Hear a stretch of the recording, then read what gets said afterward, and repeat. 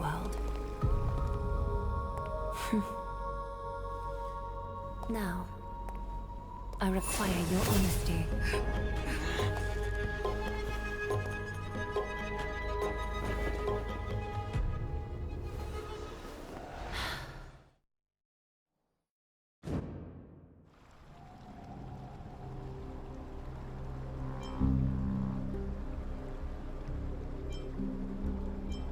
This is no laughing matter.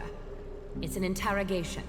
While the both of you were roaming the city, someone was paying attention to your every move. Unfortunately, you have broken your promises.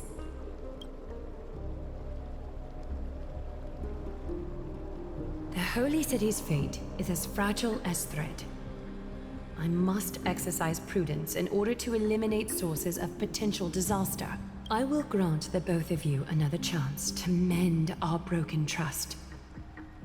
The golden thread shall judge on my behalf. If you're truthful, you will live. Else, you will perish.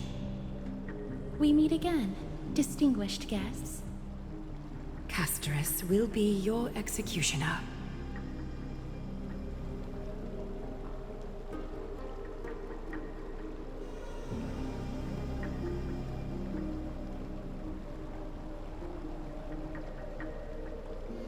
A reasonable request.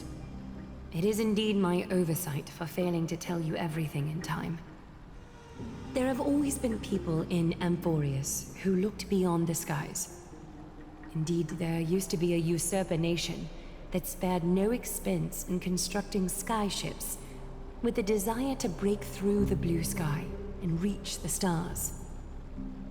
However, Aquila's divine punishment fell the instant the fleet of skyships took flight.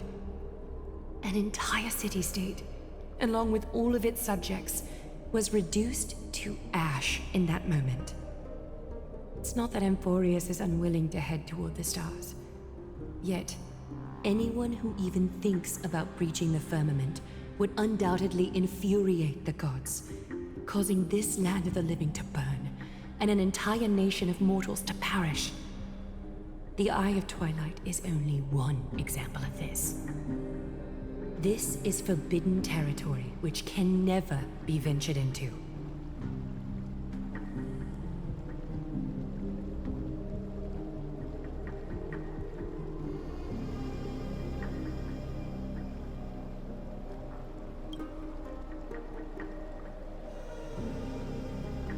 Divine punishment has never been fair. As Okima's guardian, I must do the same. This is a world dominated by Titans, and that order can only be toppled by the Chrysos heirs. Therefore, the only thing that I can do right now is to ensure that the both of you remain devoted.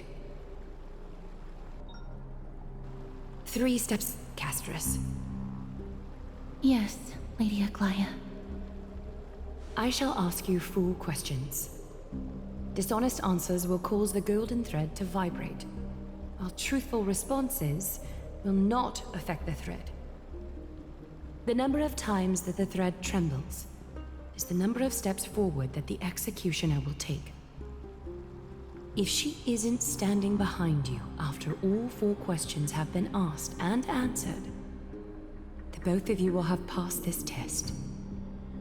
If she is, your journey will end here. You'll fall asleep amid the warm embrace of flowers and feel no pain. That I can guarantee.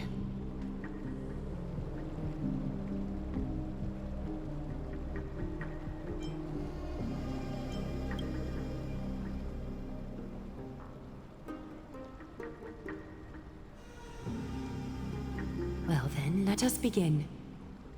Question 1.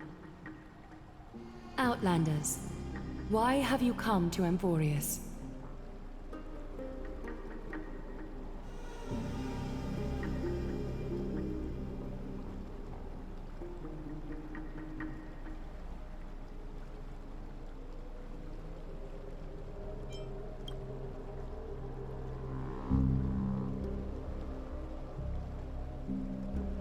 a truthful response.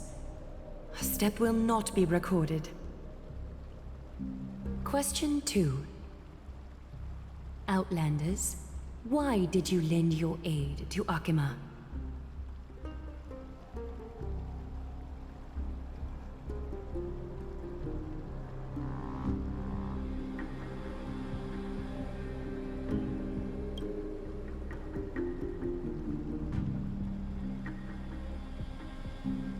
A response that is certainly full of spirit, but lacking in sincerity.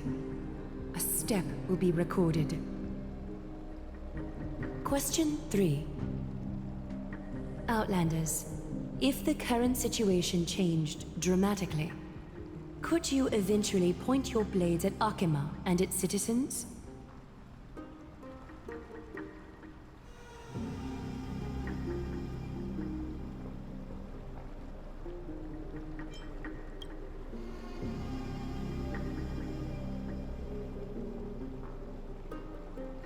Although you attempted to make a promise, your resolve didn't match your response.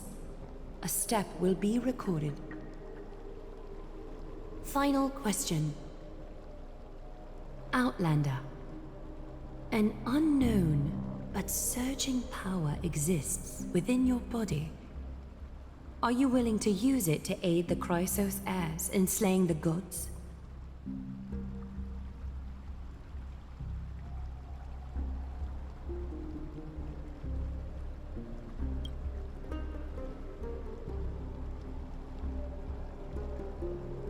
Response to a question with another question indicates intense suspicion and resistance. A step will be recorded.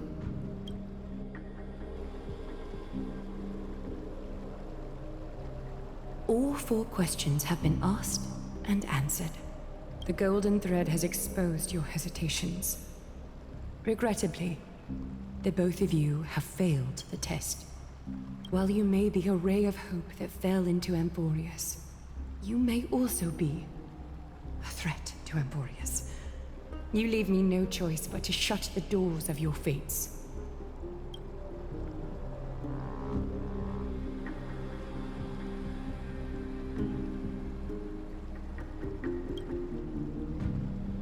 For the Holy City, I am willing to bear all the traits that others despise, and use every heartless yet effective trick in the book. Castris, please, give our guests a merciful farewell. Don't be nervous.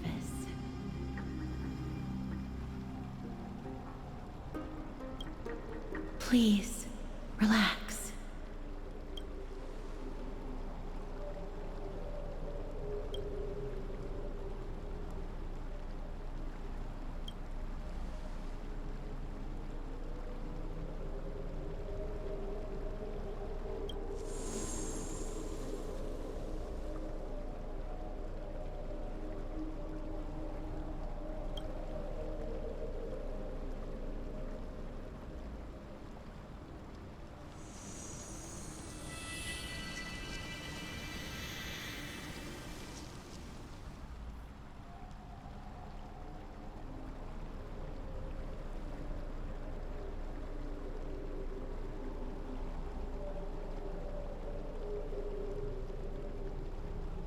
Wait! This story can't end just like that. Finan?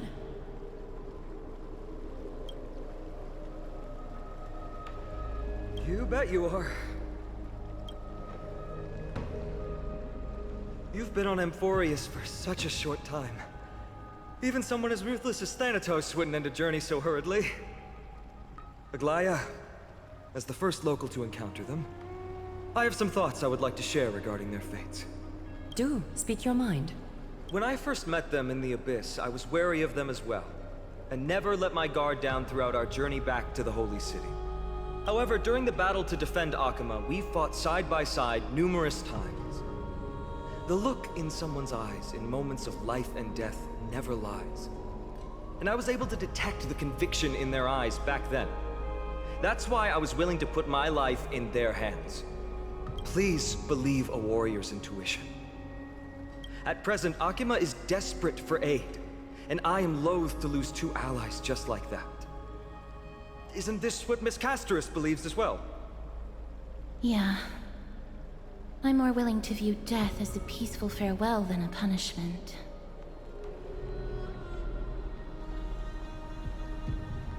I see. So two Crisis heirs are willing to vouch for you. It seems my actions were too high-handed.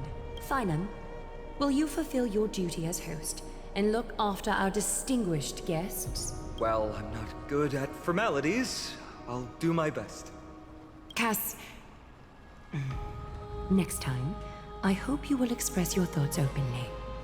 I will.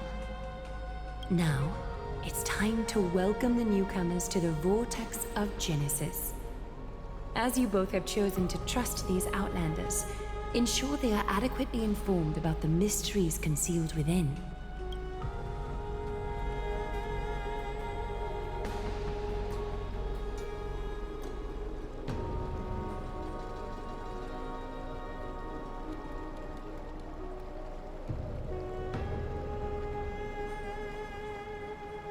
Regardless of your choice, the Chrysos heirs will continue to follow the path in the prophecy. Finan's words have convinced me to make an exception for you. Whether you stay or go after this is for you to decide. Sorry, should have gotten here earlier. Please, hear me out before you make up your mind.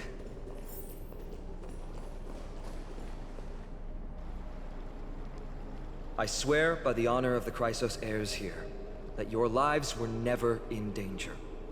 Before the interrogation started, Miss Casterus already sent a message to me, hoping that I would stop Aglaia. Only a select few can sway Lady Aglaia, and Lord Finon is one of them.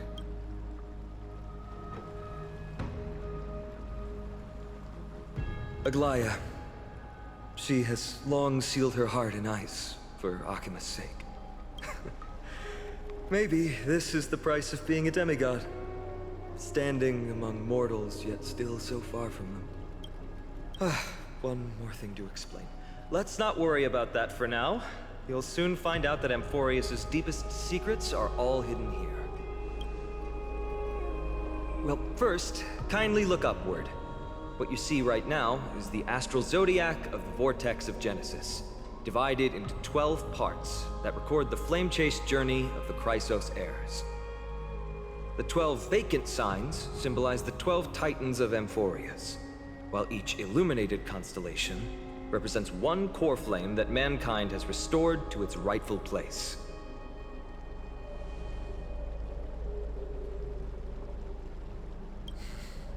The generations before us paid a heavy price for that.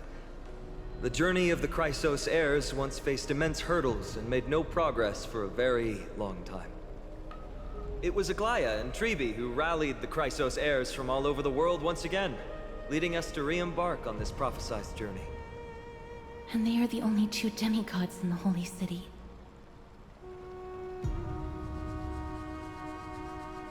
While Tribi, Trian, and Trinon are three individuals, I suppose they're considered one single divine essence. In the past, the Titans were the pillars of the world. Yet the prophecy's revelation is that these 12 pillars must be shattered, and the world's order reconstructed. But here's the problem. After the fall of the old gods, someone must hold up the broken pillars, and fill the vacant seats until the coming of the miracle of Genesis. Otherwise, the entire world will collapse before the prophecy comes true. Aglaia and Tribi have already laid their own gods to rest, making them now both human and divine, as well as the bearers of Amphorius' fate.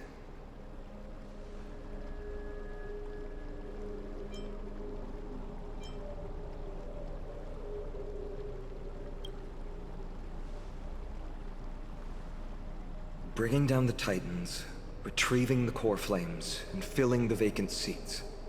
This is the mission of the Chrysos heirs, and I'm following in the footsteps of those two. Mission? When it comes to the 12 Titans, No words can describe them more vividly than the whispers within the constellations. Why not step forward and listen to them for yourselves?